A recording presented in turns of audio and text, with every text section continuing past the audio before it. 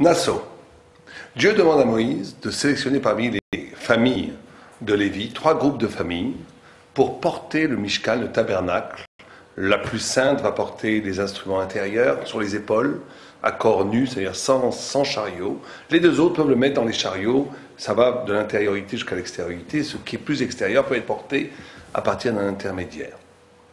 Mais cette idée même de porter le Mishkan, de porter la maison de Dieu et de la trimballer dans le désert, est une idée en réalité vertigineuse qui, pour le mal de Prague, est l'essence même de l'identité d'Israël. Donc il faut s'y arrêter 2 minutes.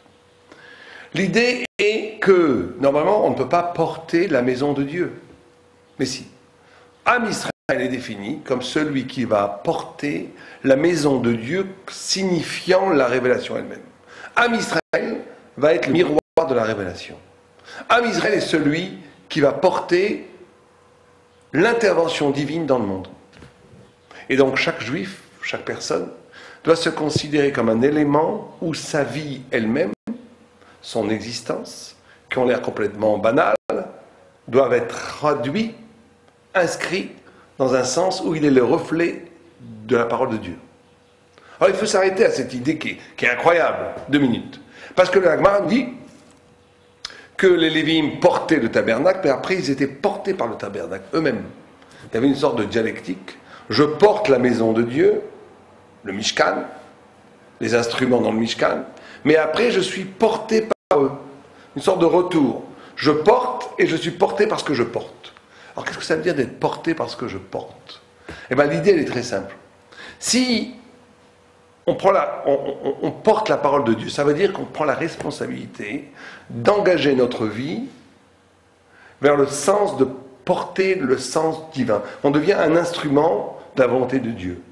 On traduit notre existence, notre vie, nos paroles, nos gestes, nos pensées comme instruments pour faire jaillir le sens de l'existence, le sens du monde, le sens de l'univers, le pourquoi le monde a été créé, etc., etc. Si quelqu'un fait ça, il porte, il devient responsable. Il vit une vie qui s'articule autour non plus de son intérêt à lui, mais qui s'articule autour de l'intérêt de Dieu, on va dire, de la volonté de Dieu.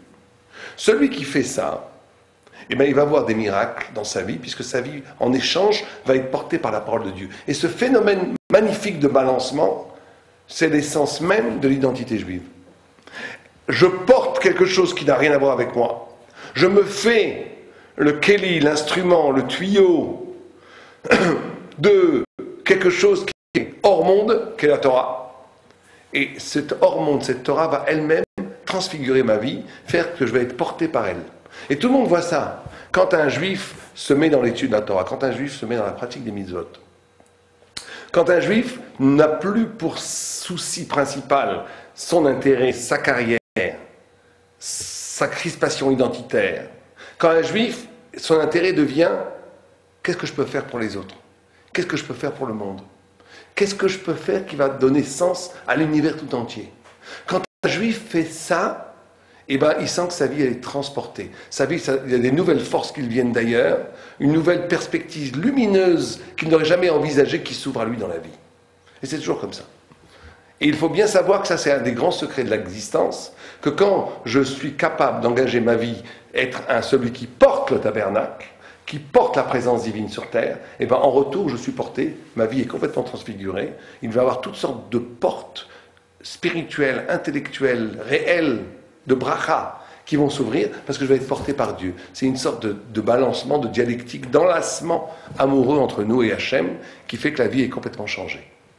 Et on voit que le Mishkan était porté par Dieu, mais ça allait même plus loin par les Lévites, par Am Israël. Mais ça va plus loin que ça, puisque tout Am Israël était installé autour du Mishkan. Vous savez que vous aviez à l'est, Kadma, c'est-à-dire devant Yehuda, Zvouloun, Issachar, Yehuda étant le guerrier, étant la royauté, Issachar étant la Torah, Zvouloun étant celui qui supporte la Torah, qui donne l'argent pour la Torah. Ces 3 éléments sont à l'est. Ils font avancer une mine. C'est comme si le sceptre, c'est-à-dire la royauté et la loi de la Torah étaient ensemble pour Movil, pour faire avancer Am Israël. Ça, c'était à l'est, c'était devant. Yehuda, d'après une certaine chita, la chita majoritaire, c'était comme ça.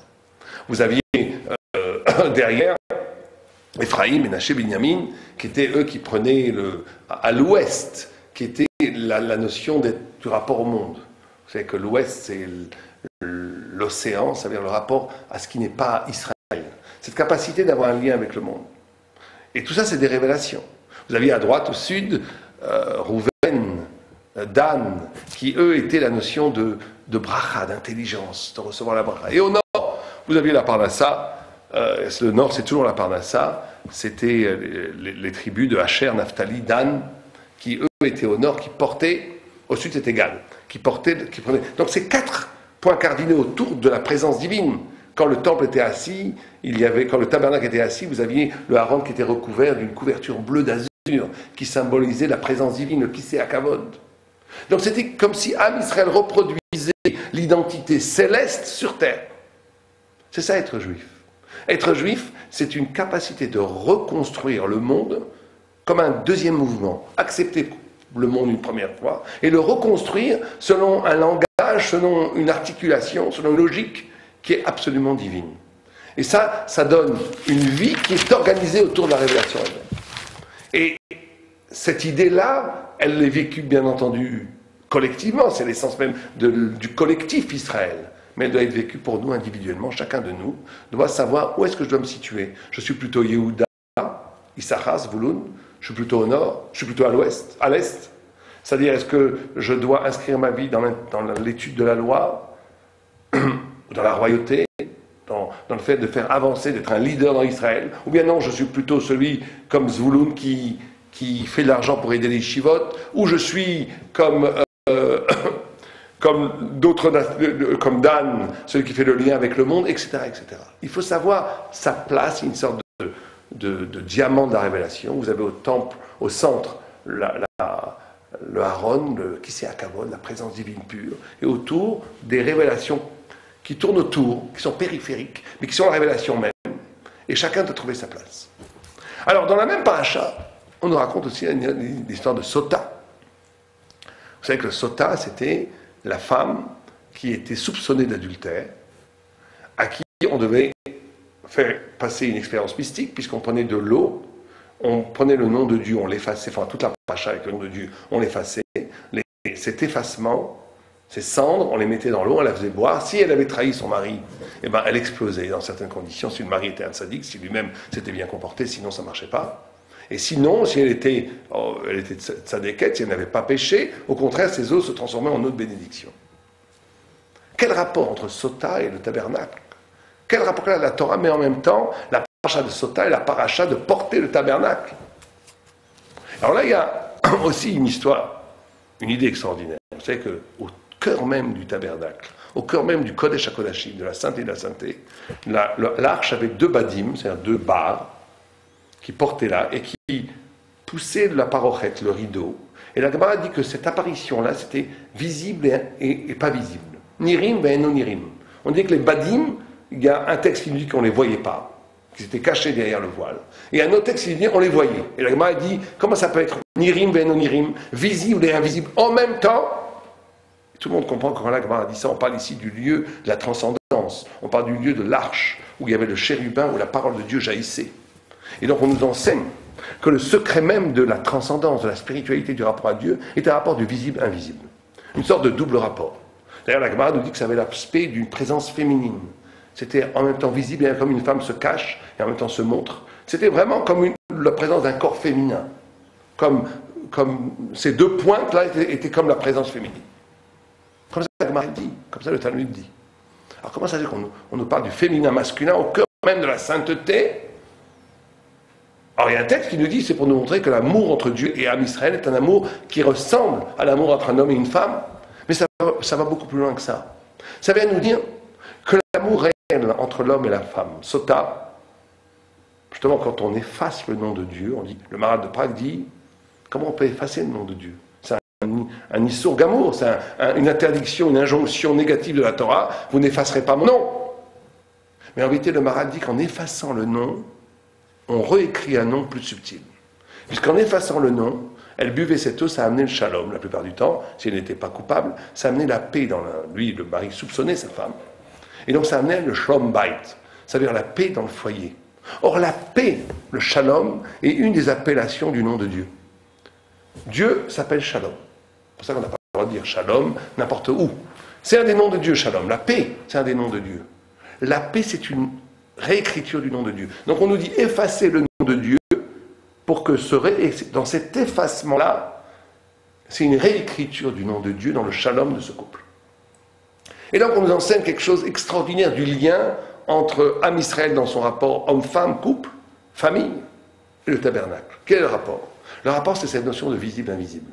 Le rapport à l'autre, qui est caractérisé ici fondamentalement par le rapport entre l'homme et la femme, mais ça peut s'élargir au rapport à l'autre. C'est le rapport visible-invisible. Ça veut dire un amour ardent, un intérêt ardent. Mais quand je comprends quelque chose de l'autre, quand j'échange une idée, quand j'échange des concepts, quand j'échange un rapport, il faut que ce rapport soit visible, ardent, profond, lumineux. Mais il faut que dans cette lumière même s'opère l'ouverture d'un mystère. Il faut que plus je connaisse l'autre, plus cette connaissance m'amène à la compréhension qu'il y a tout un pan de l'autre que je ne connais pas, qui se découvre. Au cœur même de la connaissance, j'ouvre une autre forme de connaissance qui est l'évanescence, qui est le mystère, qui est l'écho de l'infini. Et vous comprenez, ça c'est fondamental. Fondamental. Je peux avoir un rapport avec l'autre, avec ma femme, avec mes enfants, avec mes amis, ou même avec moi-même, qui va réduire toute connaissance en une dictature. Ce que je connais, c'est ça, et pas autrement, c'est carré. Ça y est, je sais comment tu es. Je t'ai compris. Je t'ai défini, je t'ai mis en carré, je t'ai mis en boîte. On peut avoir ce rapport avec soi-même. Je sais qui je suis, fini, tac, tac, tac. Je me suis complètement coupé de l'infini, de la transcendance, du mystère. Or, chaque personne révèle en lui deux faces. Une face sociale, une face exprimée, et une face qui est liée à Dieu, qui est sa poésie spirituelle, qui est son immensité. Mais la plupart des personnes ne sont pas conscientes de cette face. Or, le tzaddik, le sage, est capable dans son rapport d'éveiller, dans sa connaissance, au cœur même de la manifestation de l'autre, révéler ce qui n'est pas manifeste. C'est l'essence même de la sagesse, de la chorma, d'avoir ce double rapport du visible-invisible. Or, ce double rapport du visible-invisible, on le voyait fondamentalement dans le temple, et on le voit fondamentalement dans le rapport entre homme-femme, c'est un rapport à l'autre. D'où le lien entre ces deux parachiotes. Entre ces deux parachas qui sont dans la même paracha qui s'appelle Nassau. Et c'est pour ça que la paracha aussi inclut cette notion de Birkat Kohanim, où les Kohen nous bénissent. Et cette Birkat Kohanim, c'est en réalité une déclaration d'amour, de bonheur, de lien entre nous et Dieu. Donc toute la paracha tourne autour de cette notion du lien spirituel, qui, au cœur même d'une intense relation, d'un lien qui se forme, qui se forge, qui se noue au plus profond, va ouvrir quelque chose qui échappe au lien lui-même, mais qui est généré par le lien. C'est le grand secret de la vie. C'est-à-dire que c'est fondamental dans la vie que tout ce que je réalise, tout ce que je vis, soit capable de ne pas se ramasser sur lui-même, de se banaliser, de se niveler. Il faut que ce soit l'ouverture, au contraire, d'une dimension, l'ouverture de la possibilité d'une écoute, d'une dimension qui m'échappe et qui est la dimension divine qui est en chacun de nous, et elle est incroyablement, prodigieusement active dans le rapport à l'autre, et dans le rapport à Dieu, et dans le rapport au temple. Amen, Kenny Ratson, Shabbat Shalom.